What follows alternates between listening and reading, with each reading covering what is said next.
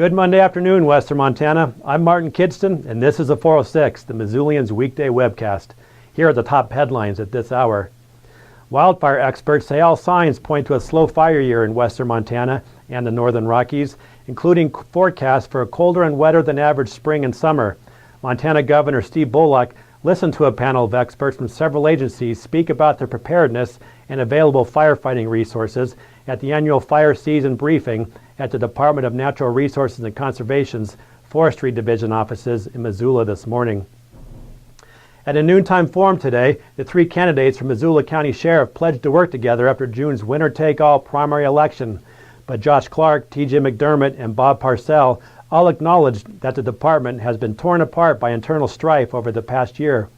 Read more about how each candidate would get the sheriff's office back on track online at Missoulian.com and in Tuesday's print edition of the Missoulian. The Roman Catholic Diocese of Helena is giving notice that sex abuse victims have until August 11th to file a claim as part of the diocese bankruptcy proceedings. The diocese filed for bankruptcy reorganization in January as part of a proposed settlement with about 360 victims of sexual abuse from the 1940s to the 1970s.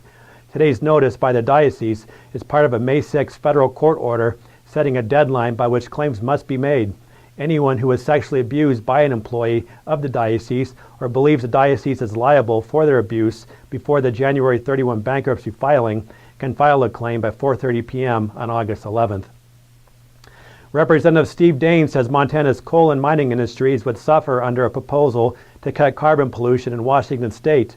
Dane sent Washington Governor Jay Inslee a letter today asking him to reconsider his proposal.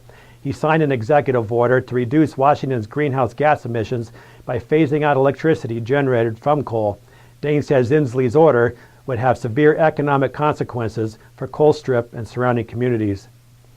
Billings police say two people are in custody after an exchange of gunfire inside a house left one of them wounded and prompted police to evacuate several people out a back window.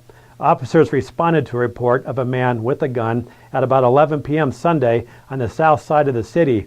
The officers heard several shots inside the house and helped several people inside crawl out the back window.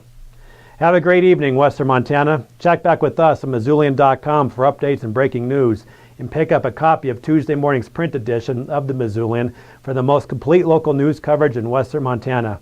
That's the 406 for Monday, May 12th, 2014.